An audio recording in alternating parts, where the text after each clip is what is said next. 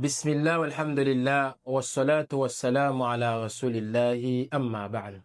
Volana Ramadan, volana anankiray atsika mila miezaka miprofite, atsika tsy mila hoe banga satria io volana tsy mitovy amin'ny volana andavanandro. Volana anankiray zay occasion zay miavaka amin'ny volana andavanandro zay. Zay Allah azza wa jalla izy milaza atin'ny Qur'an manao hoe wa huwa alladhi ja'ala al-layla wan-nahara khilfata.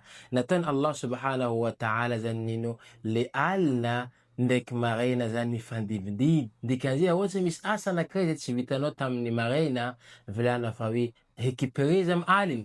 Ohatsy koa zany misy asa tsy vitantsika amin'ny alina, volana fa varavara zany misokatra ny amin'ny maraina zany ezantsika zany atao. Nambany Abdullah ibn Mas'ud nambany anisan'ny zavatra mampalahelo zao nambany tsy hoe le fileteny andro na hoe fandehanan'ny andro anankiray amin'ny fiainana zanak'olombelona, fa anisan'ny zavatra zay mampalahelo zany nambany zany hoe andro mandalo amin'ny fiainanaka kanefa asa zay ataoko zany tsisy fiboahana. Asa zay ataoko zany mbola izy fo namba. Io nisan'ny zavatra zay hoe mampalahelo za. Imagine mba dinidinitsika hoe andro anankiray nandalo amin'ny fiainanao, tsy nahazoanao bénéfice zavatra zay, tsy nahazoanao zany, tsy nampitombo imaninao, tsy nankahikitinao Allah subhanahu wa ta'ala. Kaya koa zavatra zay. Nambany Al-Hasan al-Basri rahimahullah rahmatan al-wasi'a, le olo taloha nambany zany hoe miasa loha amin'ny fotoanandro, fa tsika andro ndraiky nambany zany miasa loha amin'ny vola. Marina zay.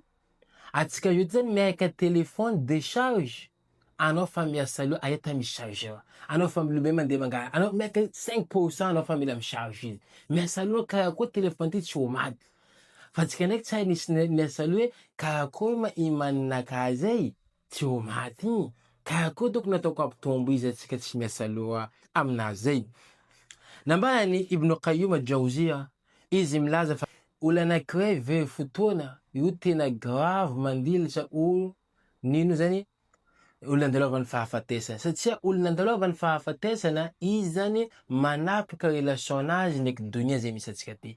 Fa olo anankiray ndraiky izy very fotoana io manapaka relation nazy ndraiky tomponazy azza wa jalla.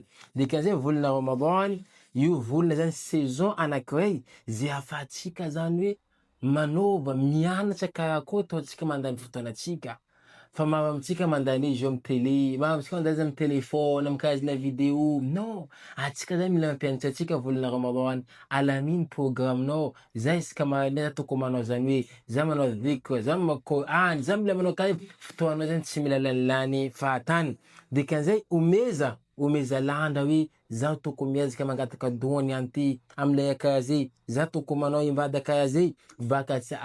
Baka atsika miala amin'ny volana Ramadan, atsika olo anankiray zay hoe fotoanatsika tsy lanilany fahatany fa atsika anisan'ny olo zay hoe misy programo amin'ny fiainanatsika.